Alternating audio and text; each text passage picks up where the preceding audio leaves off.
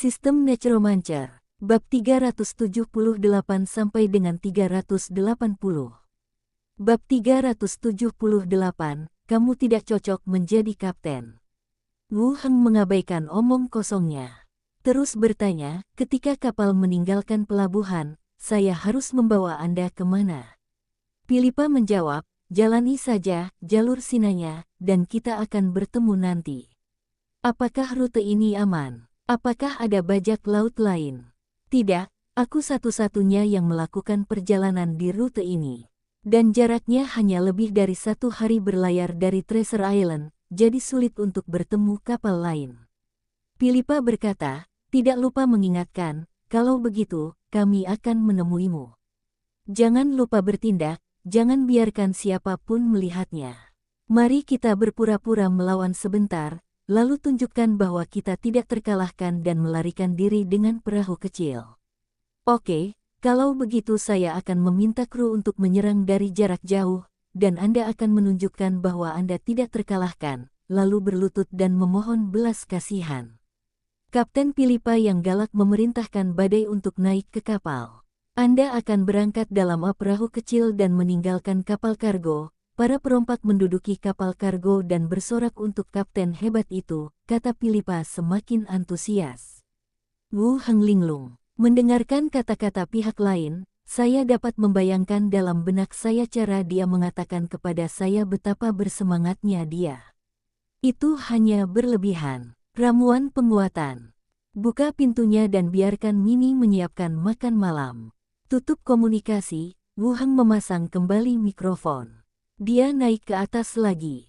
Bajak laut itu menginginkan ketertiban, penggunaan pedang jahat Silent Blade, dan aku harus mencapai level 15 sesegera mungkin. Diucapkan seolah-olah untuk pihak sendiri. Apakah efisiensi pengobatan tingkat pertama begitu tinggi?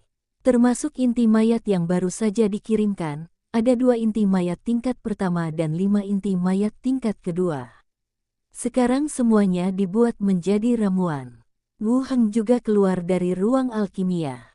Mereka semua dijatuhkan oleh zombie level 3 yang terbunuh sebelumnya. Awalnya ada 4, dan salah satunya harus digunakan untuk mengembangkan ramuan.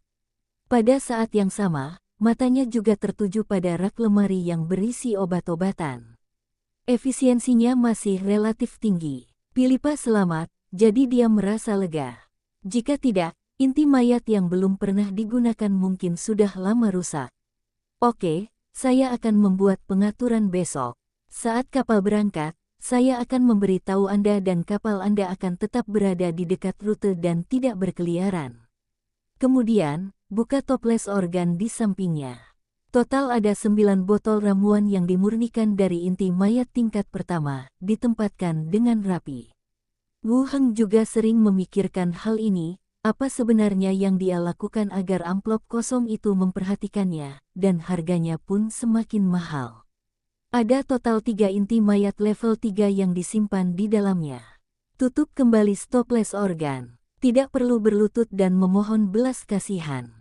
Wu Heng menyerahkan beberapa inti mayat yang baru saja dia peroleh kepada Alchemy One. Singkirkan ramuan inti mayat. Wu Heng kembali ke ruang kerja, bersandar di kursinya, memikirkan tentang pencapaian 2 hari terakhir dan rencana tindak lanjutnya. Untungnya, ada benda ajaib yang bisa menyimpan organ dalam. Sudah makan malam, jangankan hadiah normal, bahkan jika seseorang membunuh diakon residen, harganya tidak akan mencapai level ini. Inti mayat ini diperoleh saat membersihkan zombie carousel. Total ada 9 inti mayat tingkat pertama. Saya mengerti, harap tunggu.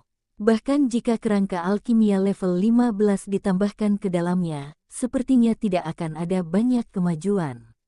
Di dalam ruangan, para kerangka alkimia masih sibuk dengan urusan mereka sendiri.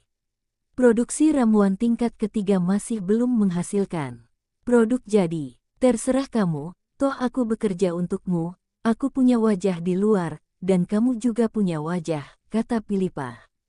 Dorong pintu dan masuk ke ruang alkimia. Membuka freezer dan melihatnya. Bounty di pihak bajak laut telah mencapai 500 emas. Jika Anda memiliki dendam terhadap asosiasi, Anda juga harus menawarkan hadiah untuk Imiro. Sungguh gila memberi hadiah pada subdiakonnya sendiri. Sekarang, amplop kosong itu juga mengidentifikasi Philippa sebagai bajak laut, dan itu adalah satu-satunya cara untuk mengetahui bahwa pihak lain tidak dapat menghentikan langkah ini. Dukungan untuk Philippa harus terus berlanjut. Meskipun Anda tidak dapat menemukan pihak lain, Anda dapat memberitahu diri Anda sendiri informasi khusus apapun sesegera mungkin. Berikutnya adalah pedang jahat bilah senyap. Senjata yang saya beli seharga 2.000 koin emas ini ternyata sama sekali tidak berharga. Efeknya cukup kuat untuk membunuh musuh yang menyerbu ke area tersebut, serta diri Anda sendiri. Saat ini, tidak ada masalah dalam membunuh target level 12, tetapi tidak jelas apakah dapat membunuh musuh dengan level yang lebih tinggi. Itu membuat saya tidak ingin mengeluarkannya untuk penelitian sekarang. Temukan cara untuk mencegah dirimu terluka. Jika kamu benar-benar tidak mau, gunakan kerangka itu sebagai barang habis pakai. Terakhir, itu adalah level Anda sendiri. Setelah Anda mencapai level 15, Anda dianggap sebagai pembangkit tenaga listrik tingkat 4, dan Anda juga merupakan pemimpin dari semua kekuatan besar. Intinya, akan ada peningkatan besar. Selain kesepakatan antara dirinya dan Sanara, kekuatannya akan lebih tinggi dan kemampuannya menghadapi bahaya akan lebih kuat. Apapun poinnya, peningkatan adalah cara paling stabil untuk meningkatkan diri sendiri.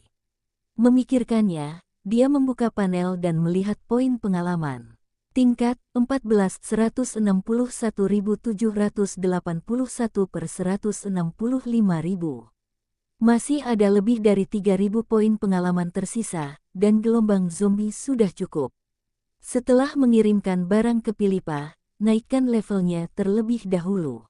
Setelah menganalisis ketiga hal tersebut, Wu Heng hanya ingin bangun, tetapi gerakannya terhenti lagi. Ada juga masalah mengembangkan ramuan tingkat ketiga.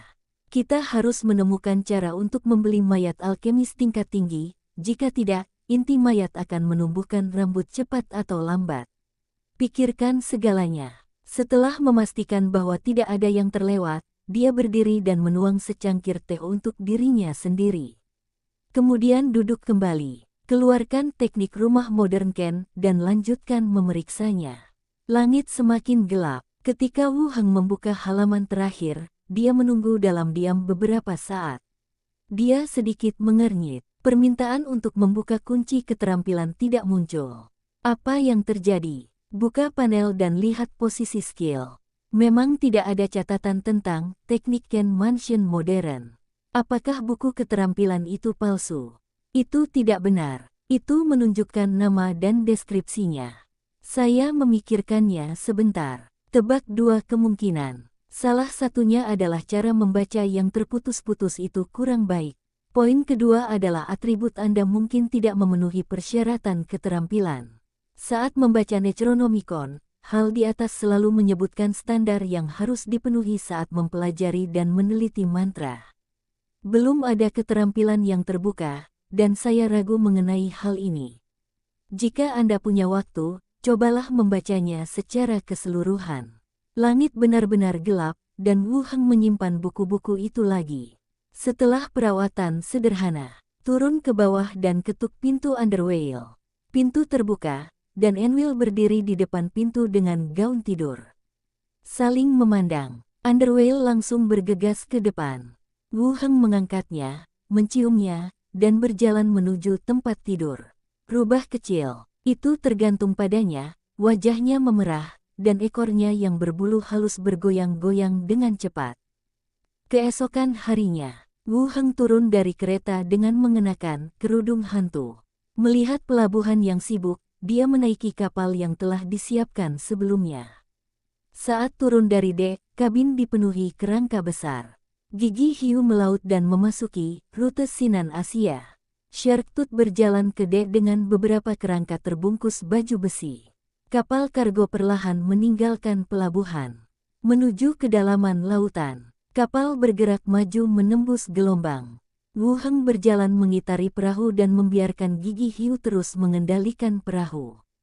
Saya cukup menata ulang kapal kargo tersebut agar lebih terlihat seperti kapal kargo yang melaut sepanjang tahun, dibandingkan kapal yang sudah lama diparkir dan tidak digunakan. Setelah dekorasi hampir selesai, saya berjalan kembali ke geladak, mengambil kursi geladak, dan mulai membaca teknik rumah Ken modern lagi. Cobalah membaca semuanya sekaligus hari ini untuk memverifikasi ide Anda sendiri. Kapal bajak laut tong besi. Di ruang konferensi yang redup, sebuah batu ringan bergoyang di atas kepala. Ada orang-orang yang duduk dan berdiri di kedua sisi meja kayu tua yang dipenuhi bekas pisau. Di sebelah kiri, seorang pria berkulit kasar bertopi pelaut merah berkata langsung, "Pilipa, demi memimpin kami melarikan diri dari Pulau Harta Karun, serahkan posisimu sebagai kapten. Tidak ada orang lain yang akan melakukannya. Sulit bagimu, Jalang." Pilipa menarik kembali kakinya yang bertumpu pada tepi meja dan melihat langsung ke seberang. "Kamu masih ingat bahwa aku membawamu untuk melarikan diri? Kamu lebih serius denganku akhir-akhir ini. Kupikir kamu sudah melupakannya." Petik 2. Kamu tidak cocok menjadi kapten. Kamu mengatur seluruh kelompok bajak laut seperti perahu nelayan. Para pendukung di belakangnya juga ikut bergema. Kelompok bajak laut sudah lama tidak merampok kargo. Semua orang ingin mendapat cukup makanan saat melaut, tapi Anda tidak bisa. Filia menyipitkan matanya sedikit dan melihat ekspresi orang di seberangnya dan senjata di pinggangnya. Kebetulan saat ini, orang-orang ini datang untuk merebut kekuasaan sendiri. Sangat memalukan dilihat oleh ketua subdiakon saya. Mengantisipasi kemungkinan terburuk dalam pikirannya, dia melanjutkan, "Apakah saya membuat Anda kelaparan, atau apakah saya memberi Anda lebih sedikit uang setiap bulan? Biarkan Anda mendukungnya." Pria paruh baya di seberangnya tersenyum dan berkata, "Kami adalah bajak laut, dan kami membayar bulanan. Dengan uang ini, lebih baik menjadi penjaga kelompok. Pilipa, tolong serahkan posisimu sekarang, jika tidak jangan salahkan saudara-saudara karena ceroboh." Petik 2. Suas-huas-hua gelombang. Setelah kata-kata itu keluar, banyak pelaut di belakangnya yang menghunus pedang mereka. Para pendukung di pihak Pilipa juga mengeluarkan senjatanya. Sambil dengan marah memarahi lawannya sebagai pengkhianat, dia siap berjuang untuk hidupnya. Ruang konferensi berada dalam kekacauan. Hanya satu orang yang tersisa untuk mengambil tindakan, dan kedua belah pihak dapat saling membunuh. Pilipa melirik sosok tinggi di sampingnya. Ini adalah petugas kerangka yang ditinggalkan Wu Heng agar dia tetap aman. Berpikir cepat dalam benaknya, dia mengeluarkan sebuah amplop kosong dan meletakkannya di atas meja. Dia mengumpat dengan keras, "Diam, karavan berikutnya datang dengan membawa kargo. Hanya saya yang tahu lokasi dan rutenya. Apakah Anda yakin ingin saya tidak menjadi kapten dan melihat kargo ini berangkat?" Orang di seberangnya tertegun, melihat ke amplop dan kemudian ke dia. "Itu terakhir kalinya, bagaimana bisa secepat itu?" Pilipa memarahi seorang idiot, dan kemudian melanjutkan, "Jika saya tidak mengambil sejumlah barang ini, dalam 2 hari, saya sendiri yang akan menyerahkan posisi ini. Jika saya mengambil barang tersebut, semua orang akan mendapat untung, yang berarti tidak ada masalah dengan perintahku, lupakan saja." Semua orang mulai berdiskusi dengan suara pelan, dan momentum teriakan dan pembunuhan pun hilang. Pria bertopi merah, yang dipimpin oleh pemimpinnya, berkata dengan ekspresi serius bahwa tidak ada yang boleh mempercayainya, tapi jelas lebih banyak orang yang setuju dengan pernyataan ini. Lagi pula hanya untuk 2 hari, jadi tidak akan berdampak apapun. Melihat semua orang setuju, pria bertopi pelaut merah pun terbatuk ringan dan berkata, "Baiklah, Pilipa, ini yang kamu katakan, kita hanya punya waktu 2 hari, Poseidon akan menjadi saksimu." "Ya, Poseidon adalah saksinya," Pilipa berkata langsung. Orang-orang lainnya juga menyimpan senjata mereka. Pilipa melanjutkan, "Semua kembali ke tempat masing-masing. Siapapun yang menunda operasi ini akan dikeluarkan isi perutnya dan diumpankan ke ikan." Semua orang mengangguk dan segera meninggalkan ruangan. Pilipa pun kembali ke kabin kapten, duduk di kursi, dan menyeka keringat di keningnya. Dia melihat ke radio dan bergumam, "Kamu tidak bisa menunda." Sampai hari mulai gelap, Wu Heng masih melihat buku keterampilan di tangannya tanpa gangguan. Setelah selesai membaca halaman terakhir, saya mendengarkan sebentar. Masih sepi, tanpa disuruh apapun. Sial, keterampilan ini beracun. Glenda melayang ke samping, juga membaca buku. Dia menoleh dan bertanya, "Ada apa?" Gelombang www.metelnovel.com. Gelombang kamu masih sangat marah. Menghela nafas pelan, dia menyimpan buku keterampilannya.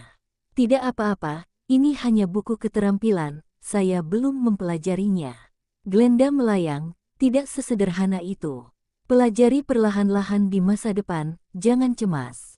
Dahi, Wu Heng tidak bisa menjelaskannya, jadi dia hanya bisa mengangguk, kamu benar. Satu orang dan satu jiwa berbicara. Xiao Xiao juga terbang kembali dari udara dan berkata, "Paman, ada kapal bajak laut datang ke sana. Tampaknya mereka telah menemukan kita." Wu Heng berdiri dan melihat ke kejauhan. Laut gelap gulita, dan kapal-kapal lain mungkin tidak menyalakan lampu. Biar kulihat, sedikit masuk ke dalam tubuh dan berkontribusi pada gambar. Sebuah kapal bajak laut yang mengibarkan bendera bajak laut barel besi sedang mendekat ke sini. Dia melepaskan Xiao Xiao lagi dan berkata langsung, "Xiao Xiao terus waspada. Glenda akan pergi ke bajak laut. Kapten di sana adalah mata-mataku di antara para bajak laut. Namanya Pilipa. Terakhir kali aku melihatnya menculik, aku mengepang kepangku dan memberitahunya bahwa kami di sini dan berjalan sesuai rencana." Glenda mengangguk, "Oke." Setelah mengatakan itu, dia terbang ke arah kapal bajak laut di kejauhan. Wu Heng terus memerintahkan kerangka tersebut untuk mulai mengambil tindakan, berpura-pura menjadi kapal kargo yang lewat, dan juga menggantungkan kapal cadangan di sisi kapal untuk mempersiapkan evakuasi. Bajak laut barel besi, dang berdering gelombang. Suara bel berbunyi terdengar dari dalam kabin.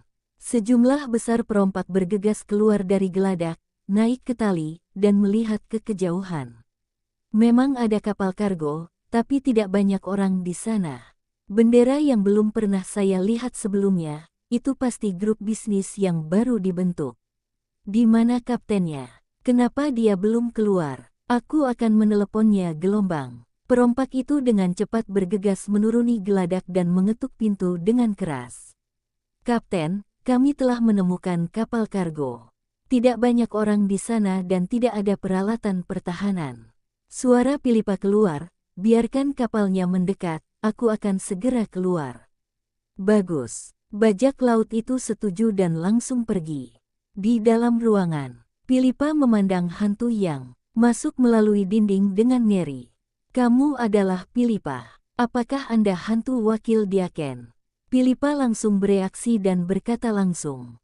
Haunted Ghost mengangguk dan berkata langsung, "Ya, kapal kargo akan datang. Berjalanlah sesuai rencana, jangan membuat kesalahan." "Oke, saya mengerti," kata Pilipa.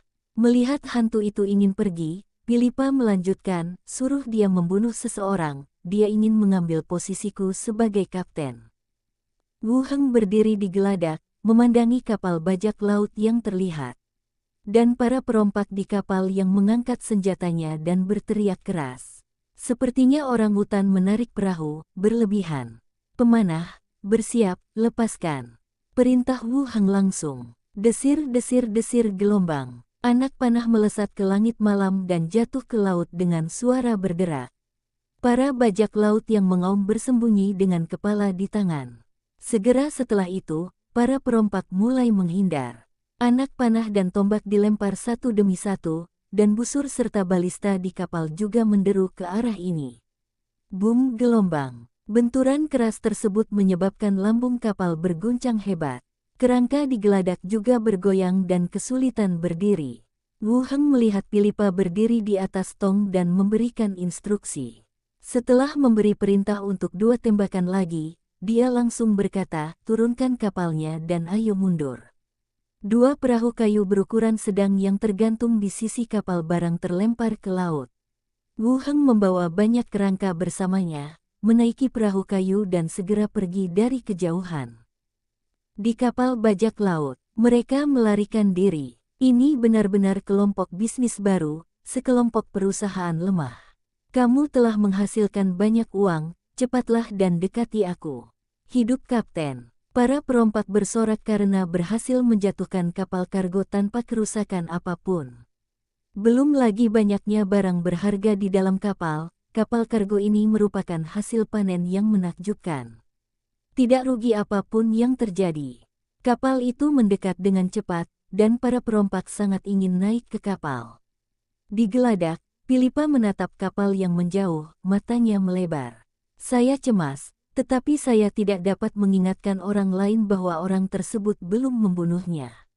Di pagar, pria bertopi pelaut merah memimpin beberapa orang untuk bersandar di pagar dan mengobrol dengan suara pelan. Apa yang harus kami lakukan? Kami benar-benar merampok kapal kargo. Pria itu melirik ke arah Pilipa, dengan ekspresi kejam di wajahnya, dan berkata, ikuti dia nanti, cari kesempatan untuk membunuhnya secara langsung, lalu katakan ada penyergapan di kapal. Tidak ada yang akan mempercayainya. Kata orang lain. Jika saatnya tiba, saya akan menjadi kapten dan Anda semua akan. Bang gelombang, pria itu berkata, tapi suaranya tiba-tiba berhenti, dan kepalanya meledak seperti setengah semangka. Bab 379.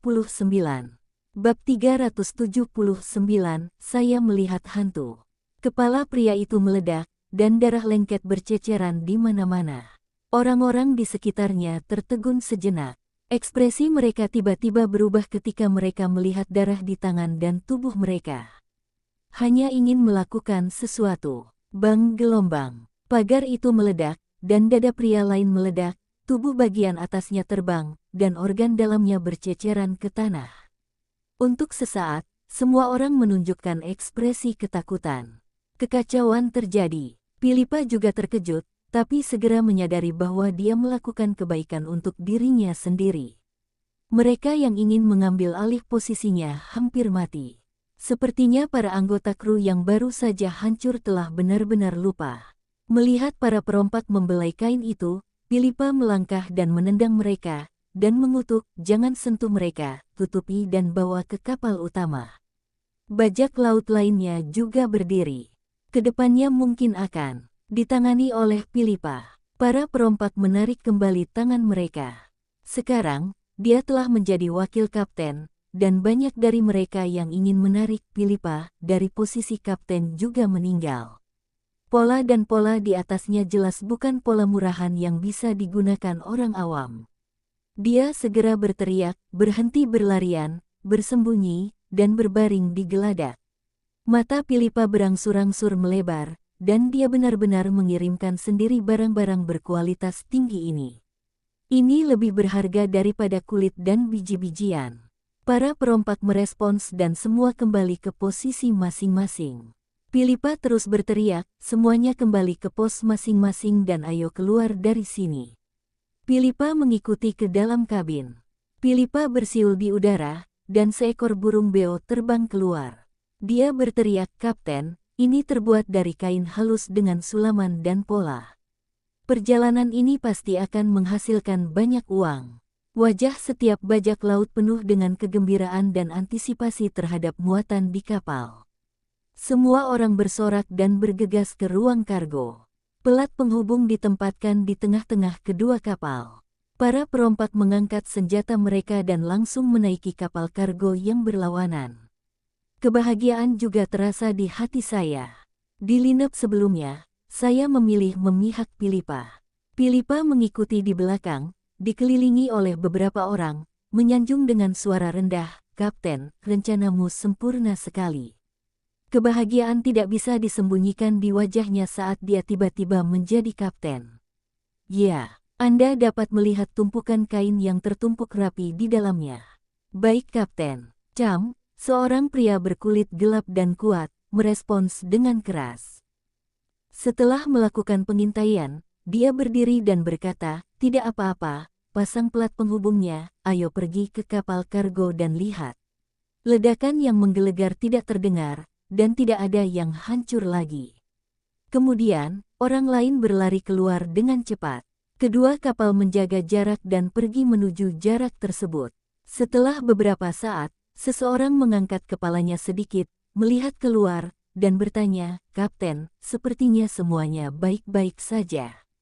Philippa menikmati kejaran para kru, namun wajahnya tetap tenang. "Tunggu sampai semua kain sudah dibawa ke kapal induk." "Ya, menurutku mengikuti kapten adalah keputusan terbaik." Mulai memindahkan barang. Mendengar teriakan Philippa, yang lain mencari perlindungan atau langsung berbaring di geladak. "Itu kaptennya." Philippa berdiri di geladak dan berkata, "Cham, sekarang kamu adalah kapten kapal selam, siap berlayar, ayo keluar dari sini." Di sisi lain, laut diselimuti kegelapan. "Pergilah ke ruang kargo dan jangan berkerumun di sekitarku. Kapten, perhatikan langkahmu. Hampir tidak ada ancaman terhadap diri sendiri." Glenda berjalan sepanjang malam dan kembali ke Wuhan. Dia berkata dengan lembut, "Tidak ada masalah dengan para perompak. Nona Philippa cukup baik, dia telah menunjuk kapten kapal baru. Para perompak tampaknya cukup menghormatinya. Siapa orang-orang yang dia minta dibunuh sebelumnya?" Dari apa yang dia katakan, dia terdengar seperti bajak laut yang mencoba merebut kekuasaan. Wu Heng mengangguk, lalu mengeluarkan tabletnya, membandingkannya dengan peta laut, dan berkata, "Ayo pergi dari sini dan cari pulau untuk mendarat dulu." Hore! Kapal berangkat dari kejauhan. Dini hari, Wu Heng duduk di sisi perahu, menghadap ke laut, memelintir pakaiannya dengan keras. Angin dan ombak di laut serta kabut pagi membuat dia dan kerangkanya basah kuyup, seperti tikus tenggelam yang baru saja ditangkap. Dan di sekelilingnya, masih ada lautan yang tak berujung. Masih belum bisa melihat lokasi pulau target. Berlayar di laut tidak sedekat yang terlihat pada grafik. Pada saat ini, Xiao Xiao terbang kembali dari kejauhan dan berteriak, "Ada kapal bajak laut lain datang ke sana." Wu Heng berhenti menggerakkan tangannya dan melihat ke kejauhan. Visibilitas lebih baik pada siang hari. Di laut jauh, sebuah kapal mengibarkan bendera bajak laut hitam muncul. Mengeluarkan teleskop dan melihat bendera bajak laut. Polanya adalah rapier yang menusuk tengkorak secara vertikal. Lanjutkan mengeluarkan tablet dan dengan cepat membandingkan informasi di poster buronan bajak laut. Grup bajak laut pedang, Kapten Pendekar Pedang tingkat 12. Mereka berada pada level yang sama dengan kelompok bajak laut Philippa saat ini. "Paman, kapalnya berangkat." Melihat ke atas, kapal bajak laut mengabaikan mereka dan berbalik menuju rute sinanya. Melihat ke kapal bajak laut, lalu ke kapal kayu di kakinya. "Shark Tooth, Krimu, pergilah dan rebut kapalnya." Gigi hiu berdiri dan melompat ke laut. Keranmu langsung menginjak punggung Shark Tooth, berjongkok sedikit, dan bergegas menuju kapal bajak laut dengan cepat. Sisi lain, pedang di kapal bajak laut. Para perompak melihat kedua kapal kayu di kejauhan dan mengerutkan kening secara bersamaan. Seseorang bertanya, "Kapten, apakah kedua perahu kayu itu?" Kelihatannya seperti perahu nelayan. Pria paruh baya bertopi kapten melirik kedua perahu kayu di kejauhan. Dia juga mengerutkan kening, surat itu mengatakan itu adalah kapal kargo. Mungkinkah ada yang salah dengan intelijennya? Kapten kapal berkata, "Tidak pernah ada kesalahan dalam surat itu. Seharusnya bukan kedua kapal penangkap ikan ini. Mari kita cari lagi. Kalau begitu keduanya, apakah kamu ingin mengambilnya dulu? Biarkan mereka sendiri dan terus mencari kapal kargo di jalur tersebut." Kapten terus memerintahkan. Ya, para perompak menerima perintah tersebut dan armada mulai berangkat dari kejauhan. Tanpa menunggu beberapa orang pergi. Orang lain berkata, "Lihat, seseorang sedang bergegas dari laut." Para perompak yang baru saja ingin pergi melihat ke arah laut lagi. Saya melihat sesosok tubuh, memegang pedang di satu tangan, bergegas menuju sisi ini seolah-olah berdiri di atas ombak. Kecepatannya sangat cepat. Apa? Bagaimana dia bisa berdiri di atas ombak?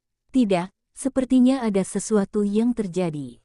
Kapten juga mengerutkan kening dan langsung memerintahkan, serang dan bunuh dia.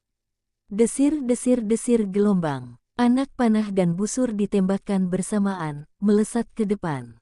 Sosok di laut masih mendekat dengan cepat, dan segera mendekati lambung kapal. Tiba-tiba, asap tebal menyelimuti sosok yang mendekat. Detik berikutnya, wajah Kapten Bajak Laut itu berubah drastis. Dia tiba-tiba berbalik dan melihat pria yang tadi masih berada di laut telah muncul di belakangnya. Puff gelombang. Suara pedang memotong daging terdengar, dan kepala yang memakai topi kapten jatuh dari lehernya. Masih ngeri dan tidak percaya, dia berguling. Sampai saat ini, para perompak lainnya bereaksi, mengeluarkan senjata mereka, dan bergegas maju. Keranmu memegang pedang di satu tangan, berubah menjadi bayangan, dan bergegas menuju bajak laut. Drifter level 17 menunjukkan kemampuannya untuk menghancurkan semua bajak laut. Sejumlah besar bajak laut jatuh ke tanah, darah menodai geladak. Wu Heng membawa kerangka itu ke dekat kapal bajak laut. Tangga tali terlempar dari geladak. Melangkah ke geladak, hal pertama yang Anda lihat adalah mayat-mayat di seluruh geladak, serta sosok yang berdiri di geladak memegang pedang di satu tangan. Melihat Kerimu dengan hati-hati, kecuali beberapa anak panah yang tertancap di dadanya, tidak ada luka lain yang terlihat jelas. Tetapi busur panah, dan anak panah tidak banyak berpengaruh pada Undead. Melihat sekilas secara kasar, di koridor kabin, samar-samar terlihat persembunyian bajak laut. Wu Heng berkata, "Langsung, masuk dan bunuh semua bajak laut." Hore! Sejumlah besar kerangka menyerbu ke dalam kabin dan mulai bertarung dengan para bajak laut yang bersembunyi di dalamnya. Wu Heng berjalan mengitari geladak. Matanya tertuju pada kepala yang memakai topi kapten. Memikirkannya sejenak, dia langsung berbicara kepada pelepasan orang mati. Kepala tiba-tiba membuka matanya, dan bola mata yang keruh itu berbalik. Setelah kerangka itu membawa kotak kayu untuk diduduki, Wu Heng bertanya langsung, "Mengapa kamu ada di sini?" Skull membuka mulutnya. "Saya menerima surat misterius tadi malam yang mengatakan bahwa ada kapal dagang yang melewati rute ini, jadi kami bergegas." Mendengar jawaban ini, Wu Heng mengangkat alisnya. Surat misterius lainnya. Apalagi di zona waktu ini, hanya ada satu kapal kargo yang keluar dari Treasure Island. Bagaimana pihak lain mengetahui berita ini? Saya tidak menyebutkannya kepada orang lain. Philippa memiliki kontrak budak dan tidak akan memberitahu siapapun tentang hal itu. Bahkan, Imilo, dia tidak sempat mengucapkannya. Bagaimana pihak lain tahu? Melihat hantu, apalagi yang disebutkan dalam surat itu kepadamu? Mayat itu menjawab, "Tidak, saya baru saja menyampaikan pesan ini." Wu Heng terus bertanya, "Berapa banyak yang kamu ketahui tentang surat?" Surat tersebut akan menyampaikan berita tentang armada tersebut kepada armada terdekat, dan informasi yang diberikan relatif akurat. Surat tersebut memiliki prestise yang tinggi di kalangan bajak laut. Memikirkannya dengan hati-hati, rasanya tidak benar. Menurut prinsip kedekatan, berita harus dikirim ke Philippa. Wu Heng berpikir sejenak dan kemudian berkata, "Berita apa yang terdengar di kalangan bajak laut akhir-akhir ini?" Baru-baru ini, para perompak telah mengambil tindakan. Menurut informasi dalam surat tersebut, beberapa kelompok bajak laut dan pemburu berencana untuk membunuh wakil diakon Pulau Harta Karun. Telinga Leonid digigit monster laut. Cahil memiliki hubungan yang tidak pantas dengan wanita kapten. Kali ini saya memberitahu Anda banyak informasi. Wu Heng tidak tertarik dengan gosip bajak laut. Terus bertanya, siapakah bajak laut yang berencana membunuh wakil diakon Pulau Harta Karun? Kelompok bajak laut tangan setan, tidak jelas apakah orang lain telah berpartisipasi. Akhir dari 5 pertanyaan. Tengkorak itu menutup matanya. Masih mendapat beberapa informasi berguna. Ada kelompok bajak laut bernama Tangan Setan, yang mengorganisir orang untuk membunuh mereka. Menjadi gila. Kamu benar-benar tidak menganggap serius, Imiro. Pertempuran di kabin berakhir, dan mayat-mayat dipindahkan ke geladak satu persatu. Wu Hengrang melepas peralatan dari mayatnya, dan kemudian melepaskan medan perang mayat mati dan semua mayat besar berdiri. Mulai memakai peralatan lagi dan merapikan dek. Wu Heng berjalan-jalan di dalam kabin. Tidak ada muatan di dalamnya, tetapi beberapa barel koin perak ditemukan di ruang penyimpanan. Kembali ke dek, dia memerintahkan, letakkan bendera bajak laut, gantungkan bendera asosiasi, dan pergi ke Pulau Harta Karun. Kapal berangkat dan menuju Pulau Harta Karun.